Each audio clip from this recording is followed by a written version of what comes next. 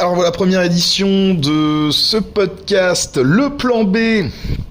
Comment organiser votre plan B en cas de faillite de la France, de faillite de l'État, par exemple, de chute de l'euro sous les 1 dollar, allant inexorablement à la cave. Et ben, comment se protéger de tout ça? C'est simple, en écoutant ce podcast, le plan B, crypto, investissement, PEA, marché action, compte titre. Voilà, tout ce que vous avez besoin de savoir sur l'actualité financière, l'investissement et surtout mon avis sur la question. Donc, thème du jour, crypto-monnaie, le bitcoin qui s'envole. Alors là, ça monte sur des plus hauts. Hein. On part sur les 106, les 107. Attention. Alors peut-être qu'on est aussi sur un plus haut. Peut-être qu'il y a une petite correction à attendre. Alors ça, c'est pour le bitcoin. Ah, il faut faire attention. Peut-être commencer à vendre quelques bitcoins stratégiquement. Mais alors, on les échange contre quoi? On les échange contre du gold? Eh ben, pourquoi pas? Pourquoi pas commencer à sécuriser un petit peu contre du gold, hein? Ça peut être une idée. Il y a des coins qui sont indexés sur l'or. Moi j'utilise PaxG. Alors je sais pas ce que ça vaut. Hein. En théorie, c'est garanti sur de l'or physique. Après, ça, c'est en théorie. En pratique, on sait pas. Mais ça a l'air d'être ça, en tout cas. C'est désigné comme. Alors, on peut aussi l'échanger contre d'autres cryptos, éventuellement. Alors, qu'en est-il de la ad season? Alors là, si on regarde les graphiques de la Bitcoin dominance, on voit que les altcoins, ils s'en tirent pas très bien. Alors les altcoins, c'est pas tous les altcoins, hein, parce qu'on en voit quelques-uns qui font des belles percées. Et puis on pourrait s'intéresser également à ceux qui n'ont pas déjà fait leur belle percée, mais qui, sur cours de Bitcoin, c'est-à-dire altcoins sur Bitcoin, sont à leur support. Et alors là, il y en a quelques-uns. Il y en a un en particulier que j'ai repéré, c'est le BNB. Le BNB, donc le crypto coin de la plateforme Binance. Voilà, la cryptocurrency de Binance. Voilà. Ça, là, je pense que là, on a un point d'entrée qui pourrait être pas mal. Moi, j'ai mis quelques billes. Ça, c'est... Voilà. Après, faites vos recherches. Regardez les courbes, prenez vos risques. Ne misez que ce que vous pouvez vous permettre de perdre. Et voilà, et tout ça, là, c'est vraiment pas... Moi, je vous explique juste ce que je fais, quoi. C'est pas... je vous conseille pas spécialement, mais intéressez-vous à ça, intéressez-vous à cette crypto, intéressez-vous à ces cryptos, regardez l'écosystème. Si vous connaissez pas, ne vous jetez pas bien en tête là-dedans. Là, on s'adresse quand même à des gens qui ont déjà fait ce genre d'opération. Et sinon, renseignez-vous, et puis prenez vos risques, et allez voir les tutos, et puis c'est parti, hein.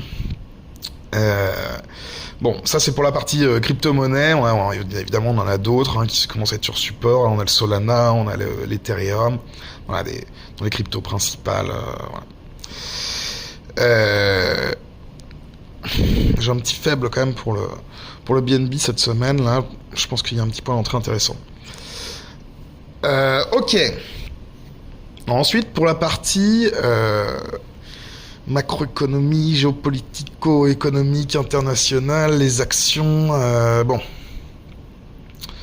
on a le yen qui est toujours bas là, qui est assez bas. Hein. Envisagez éventuellement, si vous prévoyez un voyage au Japon, là vous mettez temps, vous verrouillez votre taux de change avec le yen. Après, ça peut aller plus bas, ça peut aller plus haut, mais là pour l'instant, c'est assez attractif, quoi. Ensuite, les États-Unis. Bon, les États-Unis, c'est la folie. Ça pète tous les records. C'est vers le haut. Là, tout le monde s'emballe. Après, pour l'instant, c'est l'IA. L'IA booste le marché depuis 2 ans. Maintenant, la prochaine, c'est quoi? C'est la quantique. Là, ça va jamais s'arrêter. Là, les indices américains, on a l'impression. Ou alors, peut-être que ça va corriger.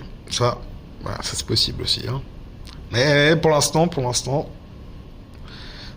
ça a l'air de plutôt bien se passer. Bon, demain, il y a la Fed qui parle. Voilà. Voilà. Donc, voilà. On verra ce qui va se passer. S'ils baissent les taux, là, a priori, les gens anticipent plutôt une baisse des taux. Ça a bien monté, voilà. Après, c'est toujours pareil, le jour de la nouvelle, en fait, parfois, même si la nouvelle est positive, ça corrige parce que, ah bah c'est bon, bon bah il n'y a plus d'incertitude, il n'y a plus de bénéfices à prendre, bon bah les gens ils prennent leur profit ce jour-là, bon. Après, de toute façon, moins 5%, moi ça va remonter, quoi, c'est l'aspect 500, c'est ce qu'ils se disent en tout cas, quoi. Même si, voilà, c'est des PER qui crèvent les plafonds, bon, c'est comme ça. Alors, petite parenthèse sur le marché français. Ah, la France. Ce beau pays, notre nation. Alors, sauf pour les Belges, les Suisses et les Québécois, les Africains, les Maghrébins, tout le monde qui nous écoute, tous les francophones qui nous écoutent. Alors j'imagine j'en ai forcément oublié, je vais me faire incendier, et puis tous les expats de partout dans le monde qui parlent français, qui écoutent ce podcast. Voilà, ce qui se passe en France là, c'est assez cocasse. Donc bah, les changements de gouvernement, le CAC 40 qui est au plus bas, mais pas que pour ça, hein, on va pas se mentir. Bon, instabilité gouvernementale, et là on a une petite résolution potentielle, hein. Peut-être que Monsieur Bayrou, François Bayrou, va être la clé de sol, la clé solvatrice qui va nous permettre de redresser la France, de boucler ce budget et d'arriver à faire quelque chose, quoi. Bon, alors c'est drôle parce que du coup, moi, c'est les journaux titres. Alors, hausse des impôts, comment faire? Voilà, Bayrou cible des impôts qui vont augmenter. Alors c'est drôle. Bon, il conserve son titre de maire de Pau aussi. D'ailleurs, il s'est rendu au conseil municipal en jet, paraît-il. Voilà. Ça, déjà, ça pourrait être une solution. Et plutôt que là, ça pourrait être une cible, ça. Est-ce que François Bayrou, il a besoin de se déplacer en jet pour aller au conseil municipal de Pau? Est-ce qu'on pourrait pas plutôt dire que, bon, vu qu'il est ministre, son adjoint prend le relais à Pau, quoi, et qu'il arrête de faire des allers-retours à Pau, quoi, en jet? Bon, ça, peut-être dépense, voilà. Ça, c'est de la stratégie déjà. Après, je sais pas qui gère ça, hein, mais ou prendre un train, quoi. Ouais. Enfin, ça c'est de la politique, ça on peut pas dire politique. Non, bah voilà, pendant que Donald Trump aux États-Unis nomme Elon Musk Dodge pour faire le ménage de la fonction publique, nous on a François Bayrou qui cherche comment augmenter les impôts. Alors peut-être que on a toujours 10 ans de retard, nous de toute façon dans 10 ans on aura peut-être notre Dodge aussi, ça serait magnifique. Moi j'aimerais ça pour mon pays, un Dodge qui vient faire le ménage. Mais bon, on n'y est pas, moi. Pour l'instant, on a François Bayrou, mais il a l'air d'unifier, en tout cas, pas mal. Je comprends, il est sympathique, en vrai, François Bayrou. Je trouve, je le verrais, je dirais, bonjour, monsieur Bayrou, je suis... voilà. Je dirais pas que je suis un de ses fans, mais j'aime bien le personnage. Il est sympathique. Il vaut pas Jean Lassalle, mais il a son petit côté franchouillard, un grand sourire consensuel qu'on aime chez nous, quoi. Voilà. À qui sait, peut-être François Bayrou, prochain président de la République française. Ah ouais, Premier ministre, et c'est peut-être sa chance. Hein. On ne sait pas. Hein. Là, voilà. Bon, je sais pas s'il y aura de grands changements, en tout cas, si le mandat de François Bayrou existe, mais on espère que le CAC 40 va redécoller. Et là, c'est vrai qu'on a des mauvaises nouvelles en ce moment, beaucoup de désindustrialisation, des industries qui délocalisent en fait, hein, qui coupent court dans les budgets en France. On a Valeo, on a aussi d'autres grands sites industriels qui ferment, notamment dans l'automobile. Bon, on a l'aéronautique par contre qui se porte quand même bien et qui porte un petit peu le CAC 40. Le luxe, là, c'est assez bas. Après, c'est possible que ça remonte, hein. C'est quand même une forte tendance haussière.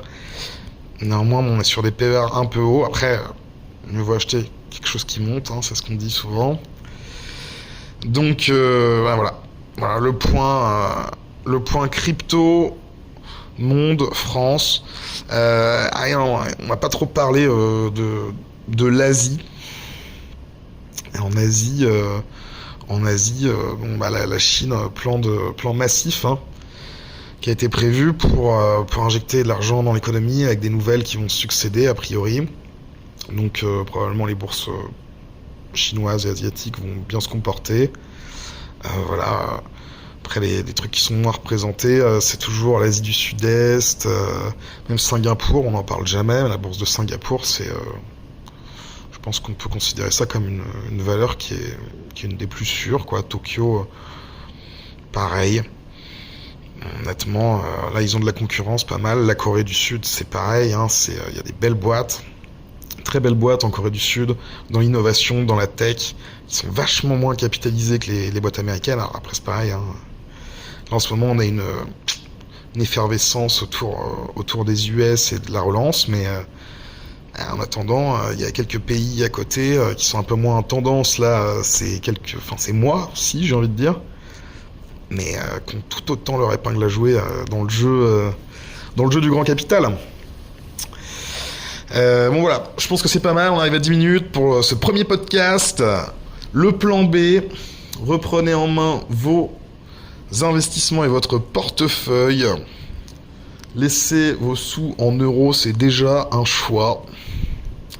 Donc voilà, prenez vos responsabilités et essayez de comprendre au moins tout ça. Faites des recherches, c'est important. Ça permet en plus de s'élargir sur la culture générale, sur tout ce que font toutes les entreprises du monde, à quoi elles servent et voilà, et qu'est-ce qu'elles nourrissent comme activité, quoi. Allez, ciao les loulous, et prenez soin de vos petits portefeuilles.